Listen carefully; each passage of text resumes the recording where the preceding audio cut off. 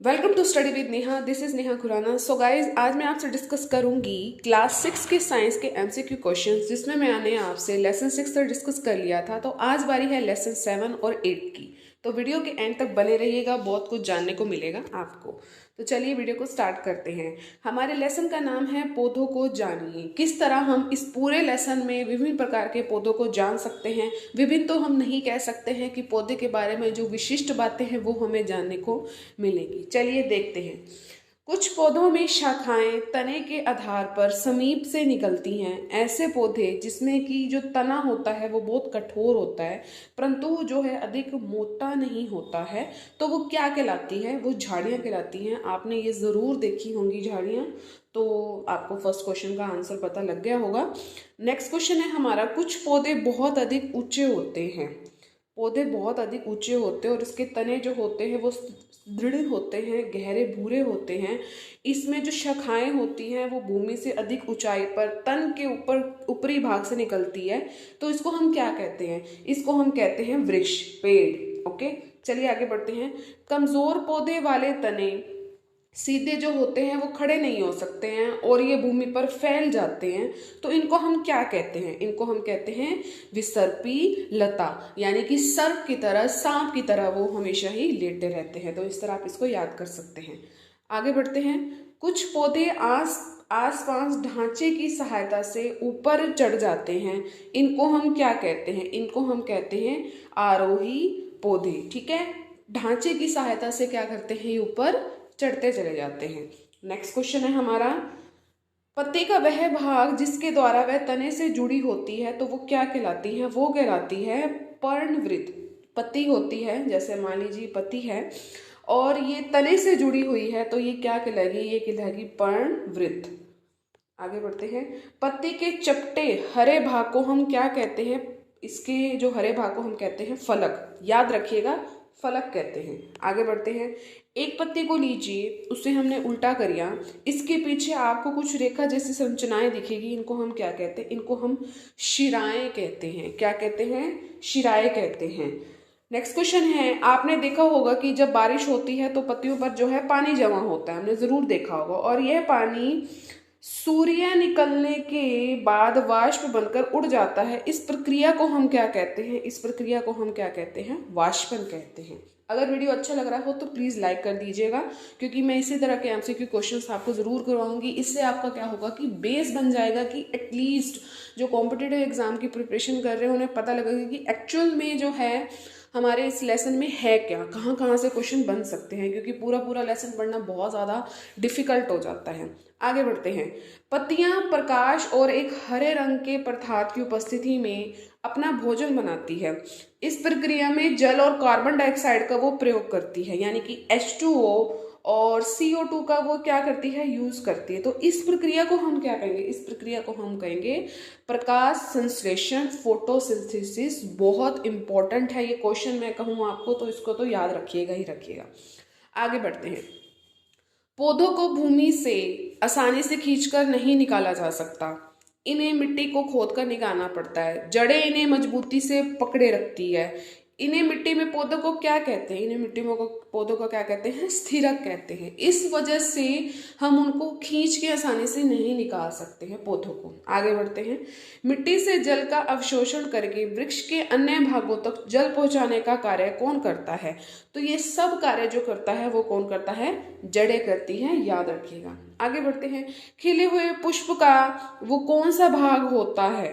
प्रमुख भाग कौन सा होता है खिले हुए पुष्प का? तो खिले हुए पुष्प पंखुड़ियों की वजह से ही वो मतलब आकर्षित लगती है। तो खिले हुए पुष्प का प्रमुख भाग कौन सा हो गया? पंखुड़ियां। आगे बढ़ते हैं। पुष्प के केंद्र में स्थित भाग को क्या कहते हैं? केंद्र में है तो वो स्त्री केसर कहलाएगा। आगे बढ़ते हैं। स्त्री केसर के सबसे निचले तथा फूले भाग को क्या कहा जाता है? तो सबसे जो इसका निचला भाग होगा और फूला हुआ होगा तो वो अंडाशय कहलाएगा। देखिए मैंने अंडे की आकृति बना दी ना, तो वो अंडाशय कहलाएगा। आगे बढ़ते हैं। पत्तियों में शिराओं का प्रतिरूप क्या कहलाता है? शिरा विन्यास कहलाता है। जो है पत्तियों में शिराओं का प्रतिरूप। ओके, तो देखिए गाइज, ये जो हमारा चैप्टर है वो बिल्कुल कंप्लीट हो गया है। पौधों को जानिए, हमने पौधे के बारे में विभिन्न विभिन्न प्रकार की बातें जानी है। एक पूरा चैप्टर पढ़ने की बजाय हमने एमसीक्यू कर लिए, हमें पता लग गया कि इस चैप्टर में है क्या। बस इतने ही क्वेश्चन इनमें से बनेंगे। नेक्स्ट है हमारा 8th चैप्टर, वो भी हम कर लेते हैं, शरीर में गति। अब जानेंगे कि शरीर में कितनी प्रकार की गतियां होती हैं, ये आपको जानने का मौका मिलेगा। चलिए आगे बढ़ते हैं। फर्स्ट क्वेश्चन हमारा, जब आप शांत होकर बैठते हैं तो शरीर का कौन सा भाग वो गति करता है। जब हम शांत होकर बैठ चुके, हम बैठे हुए हैं, तो कौन कौन सा जो है भाग गति करेगा। पलकों का झपकना भी करेगा, हृदय का धड़कना भी करेगा, श्वसन द्वारा वायु फेफड़ों में पहुंचना, ये तीनों कार्य जब हम शांत बैठे होंगे तभी भी होगा। सांप जो है वो कैसे गमन करता है, चलकर, तैरकर, उड़कर या रेंगकर। तो रेंगता है सांप। ठीक है, आगे बढ़ते हैं। हम शरीर में मौजूद कोहनी भाग को क्यों मोड़ पाते हैं। ऐसा क्यों होता है कि हम उसको मोड़ सकते हैं, मोड़ के भी देख लीजिएगा, मैंने तो कर लिया। तो इस भाग में क्या होती है, संधि होती है, इस कारण ये जो है कोहनी भाग हम इसको मोड़ सकते हैं, संधि होती है, याद रखिएगा। आपका हाथ कंधे से कौन सी अस्थि द्वारा जुड़ा होता है। तो ये कंदूक खलिका संधि के साथ ये है जो ये है जुड़ा होता है। आगे बढ़ते हैं। धुरांग संधि शरीर के किन भागों को जोड़ने का जो है काम करती है। तो ये गर्दन तथा सिर को धुराग्र संधि जो है जोड़ने का काम करती है। इंपॉर्टेंट है, ये याद रखिएगा, डायरेक्ट क्वेश्चन आपसे पूछा जा सकता है। आगे बढ़ते हैं। कौन सी संधि शरीर के किस भाग को एक दिशा में गति होने देती है। तो वो जो एक ही दिशा होगी वो हिज संधि होगी। ठीक है, धुराग संधि क्या थी, वो गर्दन और सिर को जोड़ती थी, और हिज जो संधि होती है वो एक ही दिशा में गति होने देती है। तो यही क्वेश्चन है, और इसी में जो है हम गाइस कंफ्यूज बहुत ज्यादा हो जाते हैं। नेक्स्ट क्वेश्चन है, एक्सरे द्वारा शरीर के किन भागों को आकृति का पता लगता है। तो अस्थियों की आकृति का पता लगता है। कभी आप एक्सरे देखिएगा तो उसमें आपको अस्थि जो है बिल्कुल प्रॉपर वे में दिखेगी कि कहाँ पे कौन सी कमी है, तभी हम एक्सरे करवाते हैं।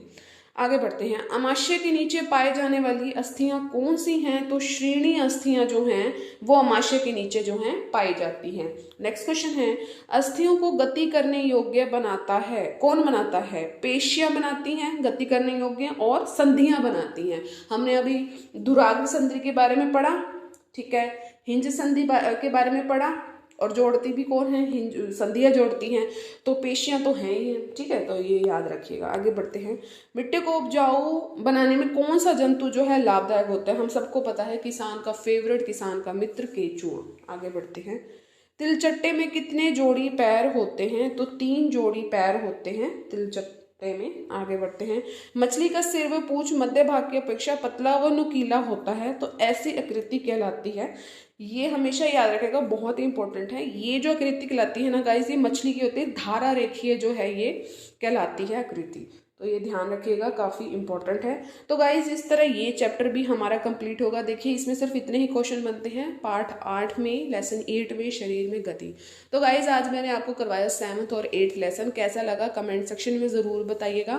अब डेली ही आपको जो है ये वीडियोस मिलेंगी। तो मैंने आपको प्रॉमिस किया था कि 6 से 10 तक की जो है मैं आपको साइंस के MCQ क्वेश्चन करवाऊंगी, और 8th क्लास की जो है हिस्ट्री मैंने कंप्लीट करवा दी है। तो सिविक्स भी हम जल्दी ही कंप्लीट कर लेंगे, उसके बाद हम आगे बढ़ेंगे ज्योग्राफी की तरफ। तो वीडियो कैसा लगा कमेंट सेक्शन में ज़रूर बताइएगा। ज़्यादा से ज़्यादा लाइक, शेयर एंड सब्सक्राइब ज़रूर कीजिएगा। साथ में जो बेल आइकन है उसको हिट जरूर कीजिएगा, तभी आपको मेरी सारी नोटिफिकेशन टाइम टू टाइम मिलेगी। मिलेंगे हम अपनी नेक्स्ट वीडियो में। Till then thank you so much for watching guys. Bye bye guys and take care.